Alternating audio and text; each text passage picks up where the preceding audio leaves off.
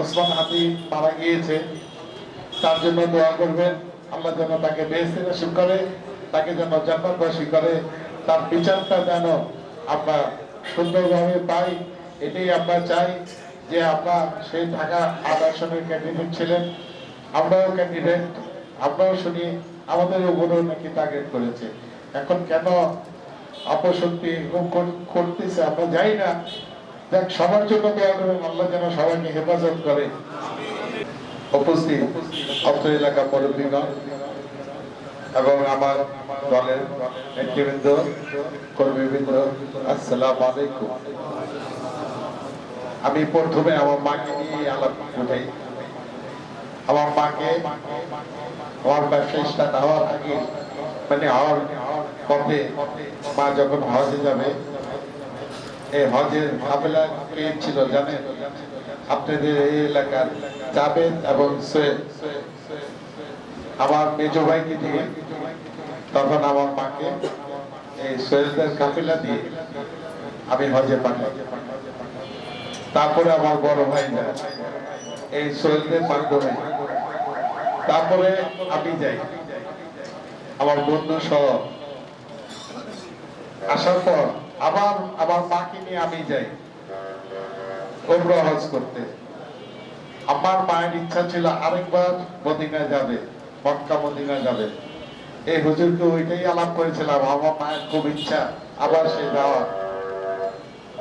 সোহেল তো এখানেই আছে, আমার জন্য সব সময় একটা টিকিট বা দুইটা টিকিট রেখে দেয়, মানে জায়গা রেখে দেয় যে কখন আমি কাকে অনুরোধ করি যে ভাই একটু নিয়ে যাও। কিছুদিন আগে আমার ছোট শালী এবং শালীর হাজবেন্ড আসছে অস্ট্রেলিয়া থেকে, তারা ওখানে সিরিয়াল দিয়ে রাখছে কিন্তু পায় না। পরে আমার বন্ধু সোহেলকে ফোন করছে যে আর এটা ইমিডিয়েটলি করে ধরা যাচ্ছে 28 তারিখ হজ করতে।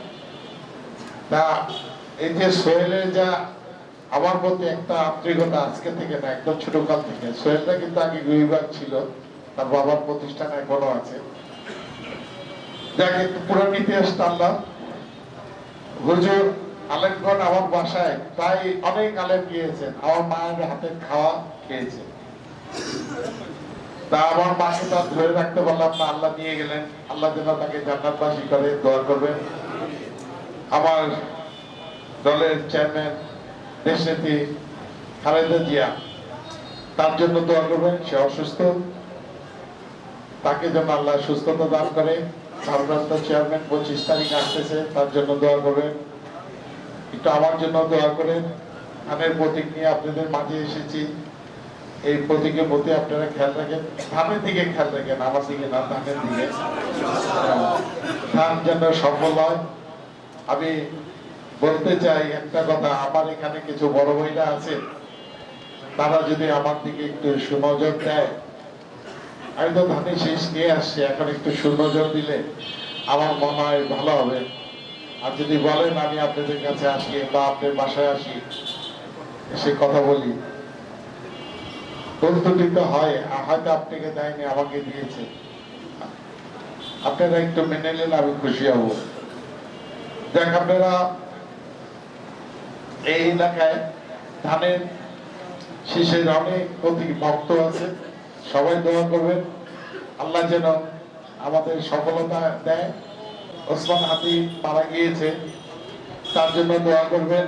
আল্লাহ যেন তাকে বেহেশতে নসিব করে, তাকে যেন জান্নাতবাসী করে, তার বিচারটা যেন আমরা সুন্দরভাবে পাই। এটাই আমরা চাই যে আমরা সেই ঢাকা আদর্শনের ক্যান্ডিডেট ছিলেন, আমরাও ক্যান্ডিডেট, আমরাও শুনি আমাদের উপরেও নাকি টার্গেট করেছে। এখন কেন অপশক্তি করতেছে আমরা যাই না।